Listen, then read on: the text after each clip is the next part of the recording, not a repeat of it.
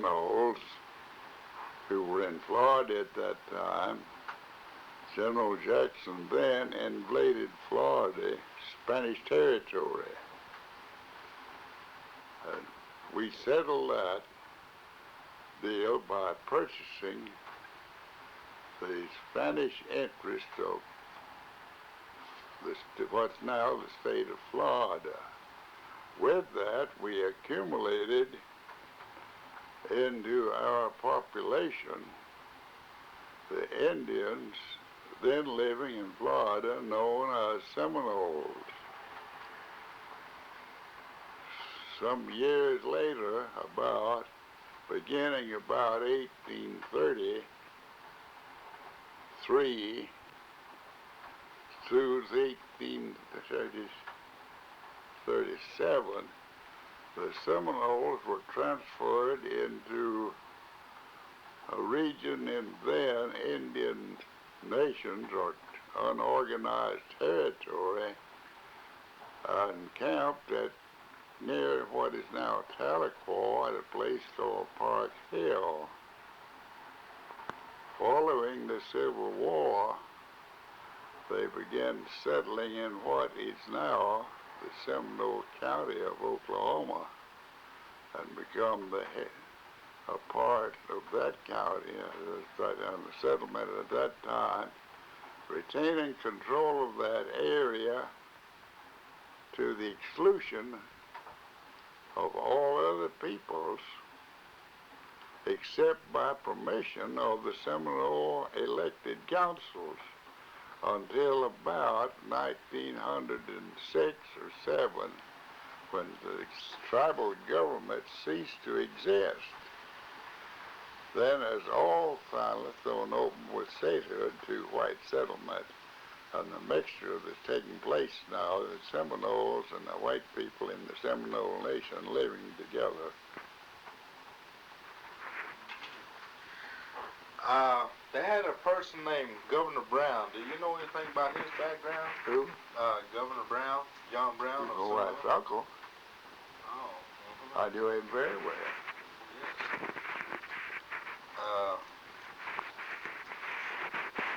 I'd like to get a kind of background on him if I could, you know, because yeah.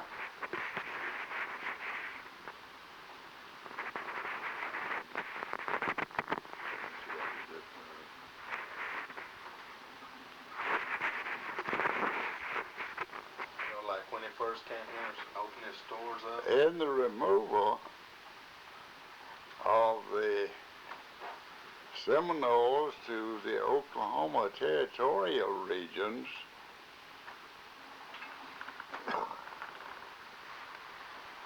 a young Scotch doctor educated at Edinburgh came along as physician to the Seminoles, but under the name of John F. Brown.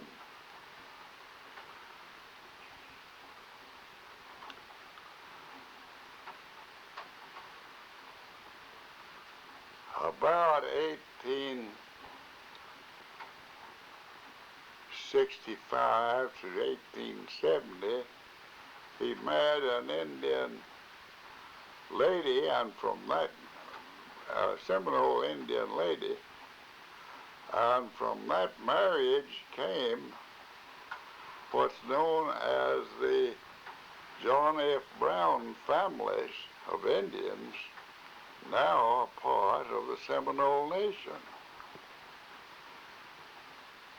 The elder son of this such doctor was named John F. Brown.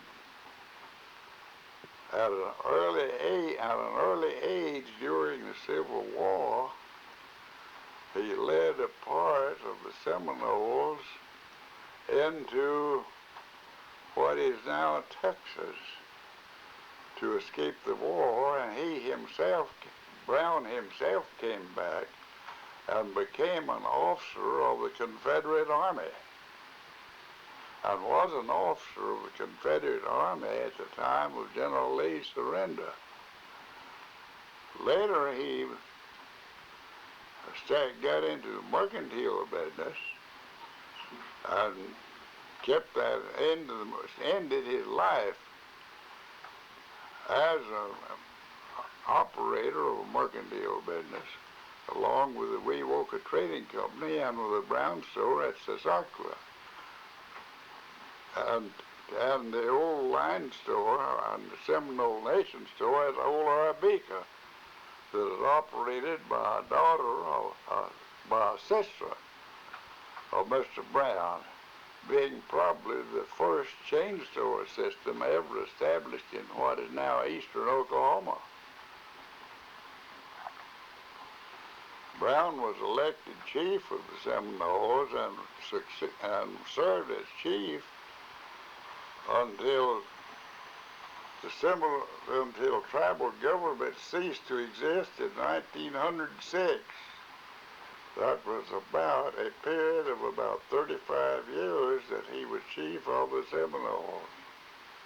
He was known for ability, integrity, and dignity among the peoples of Oklahoma, as well as official life in Washington.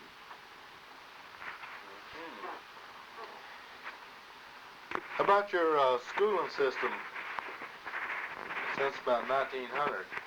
Were they sufficient enough then for the people in the community?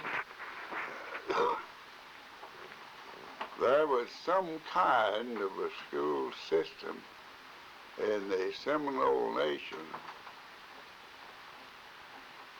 about, first I know of, having a record of or any history of, was from my mother-in-law, Mrs. Alice B. Davis, who was one of the teachers that taught in several places in Seminole County. That's the Sarkwa, the old line store near the Ramsey Mission northeast of Wewoka, and a place named Eliswa, south of Seminole, previous to the establishment of Miccosukee Mission. Mrs. Davis later became superintendent of the boys' school that was established by the government 5 miles south of the present city of Wewoka, which school was known as Girls' School. Emahaka.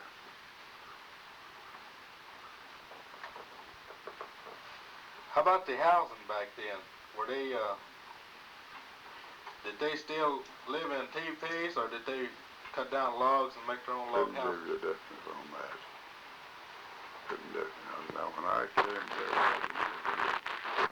when I came over, just a statehood, they were living in houses. No, I see. Usually houses built by the families. I couldn't give you background on that, don't bet it at all. I won't get into any pictures. How about medicine? What? Medicine? Maintenance? Medicine. Medicines? Couldn't give you that. I knew one or two Indians who were early Masons. Now, one prominent Indian you have here, an artist, is Isapella. His great uncle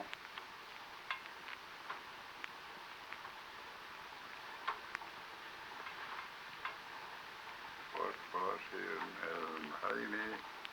He's a Marcus. He was a Marcus. Haney was a brother. He was a very prominent Mason. His daughters were taken care of by the 33rd degree Mason at Norman, Almagro, after his death. His lodge was at Kiker Falls, across North Canadian River up there. Couldn't give you too much on that. I don't remember his name. But he was a very noted Indian, as well as the W.L. Joseph, the two Cokers, Bill and his brother. What is Dave. it? Dave Coker. What? Dave. Dave. Bill, his brother Dave. Those are among the very prominent Indians here. There was another novel there that I review it. It was on the council. Geesey was on the council in those days. But I'd have to study that carefully and go to the office and get the records and this, that, and the other before I'd want to give you anything on it. Yeah. How about law enforcement? Law enforcement? Law. Oh, that was done by, law enforcement was done by the Seminole Council, presided over by the chief, and duly appointed councils, and was enforced on orders of the chief through the light horsemen. The punishment for crime was severe and certain. When did it end? When did it end? When did it end? But, When did it end? E-N-D. When did it? oh, government, Seminole tribal government ceased to exist by Act of Congress about 1906.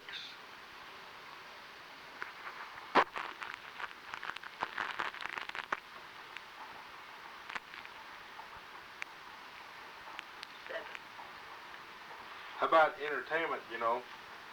Where did they go to? Stuff like this. Entertainment.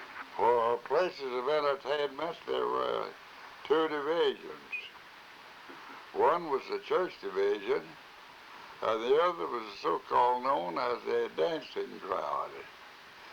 The dancing crowd usually had their, what was not altogether what we would call a dancing crowd now, because there was a religious significance to that dancing portion of it that usually took place with the greenhorn dance, which of taking medicine and purging the bodies of ill health, and was in itself a form of religion.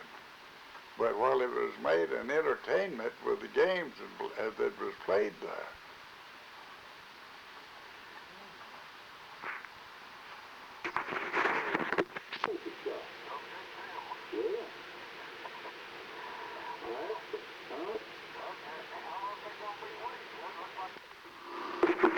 Well, did I miss out on anything? Do you recollect anything else that we might have missed?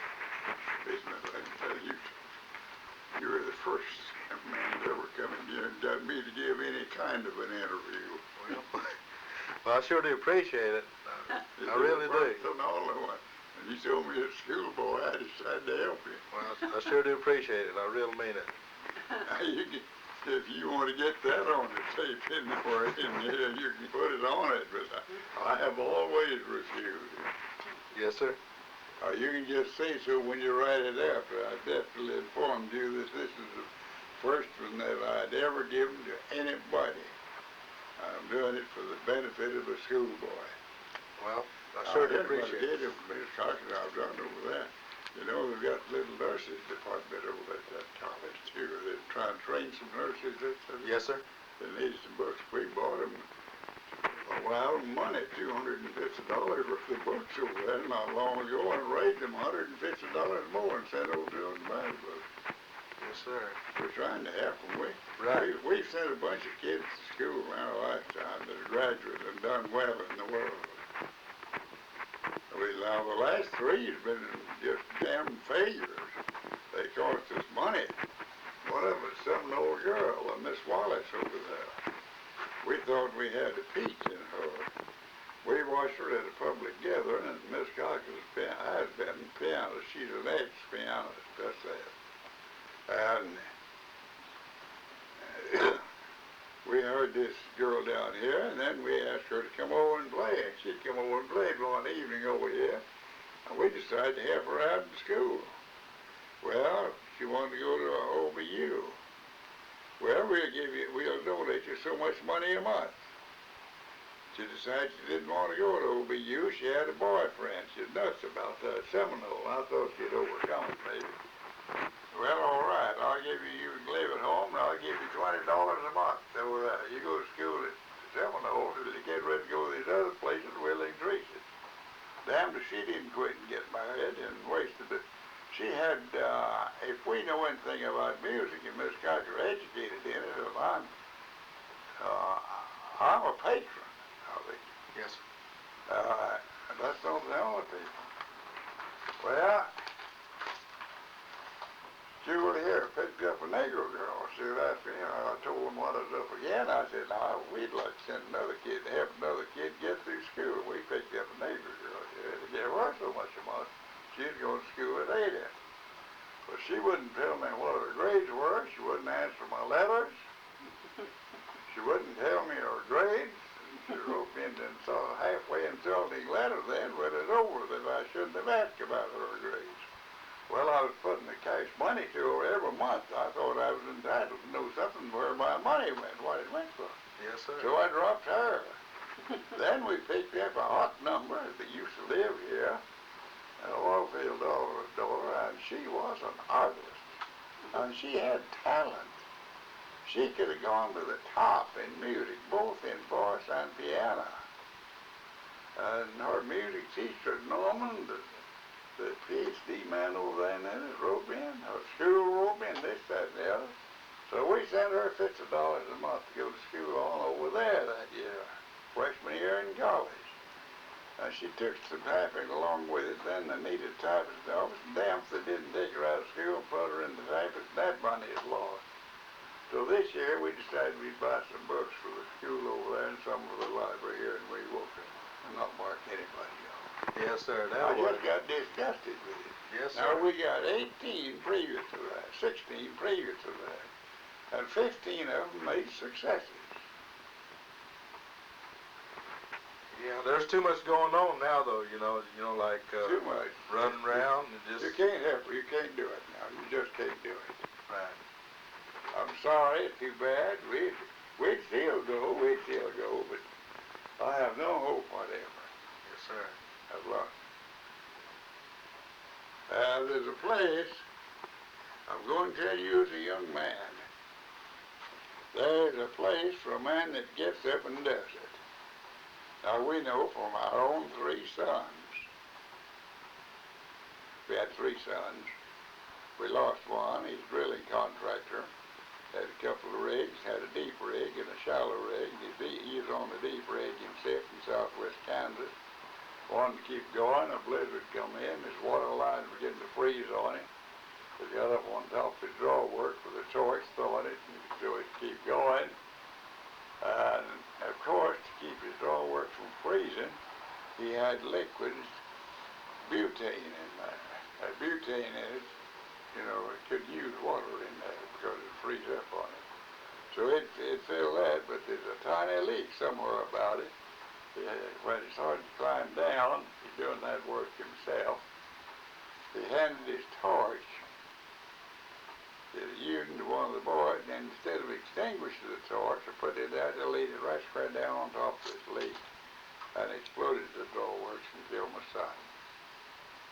Sorry to hear that. He was going good. He was going good. He built, at that time, as good a home as there was in the city of Norman for his family. He got to live in it about 20 days before he got took place. They have 2 little boys. We've done the best we could with 2 of them, and one of them made a failure. Drugs. He's a complete weed. His wife and his mother married, and his stepfather's to blame for that. Couldn't tell him anything. We got the older boy away from him, got him to himself, and he's making a little success.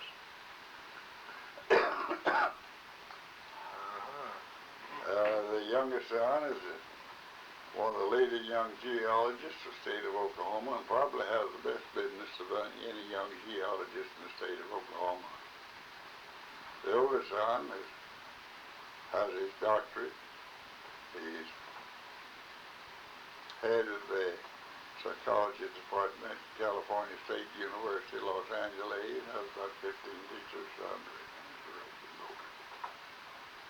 We made a success with those. My daughter and her husband making a success as an electrical contractor in the city of Fayetteville, Arkansas.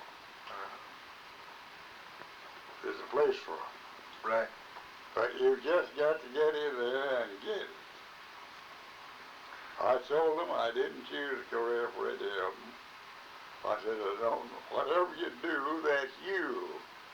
But if you dig ditches, be sure you dig the best ditch of any man on the job. Right. Whatever you do it better than anybody else there. Yes, sir.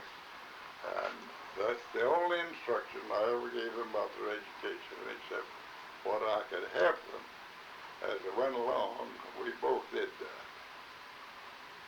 I couldn't help them any in voice and things like that because I have no voice. I crack out. I have a bad throat. Right.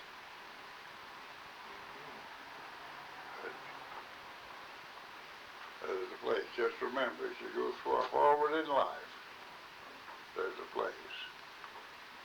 Now, I'm an old man talking to you. I'm not as young as you think you just from that. I'll be 85 this next go round. I'll be You'll be 84. Right. Yeah. I've seen a lot of life. Well, I hope I can live that long so I can see lots of light. Just do something about it as you live. That's it. And so speak when you tell people. So speak that they don't misunderstand you. Now, maybe they don't like it, but don't let them misunderstand you. Yeah. Try not to. Measure your words good, but don't let them misunderstand your positive statements that you say. If their parents had raised their sons like they should have, we wouldn't have so many draft slashers in Canada and Mexico today. Right. For my part, I'd hang them, set them up in the beach and shoot them. I think they're trying to get them back in the States, too, with a full amnesty. I don't want them, my part of them, I don't want them back in the States. I've got no use for them. They don't belong in the States. A country that's good enough to live in, I've told my boys.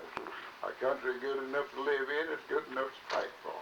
Right. If it ain't good enough to fight for, it ain't good enough to live in. That's the way I look at it. Now they could have avoided the wars. We had the ranch up here in the north end. We had the biggest ranch in Seminole County. Biggest one that's ever been in Seminole County. We had the most cattle. And we was furnishing more beef for the armed forces than any other place in Seminole County was furnishing more than any two ranchers were furnishing. We were doing that. They could have claimed the exemption on us. They could have claimed the oil business to the exemption. Neither one of those let them. They volunteered. They stepped up. We'll take ours. Right. Didn't they see anything on Governor Brown? I guess. I don't think The it governor was her uncle. So I don't let her interview though. Alice was my mother. This concludes the interview with Mr. Kiker.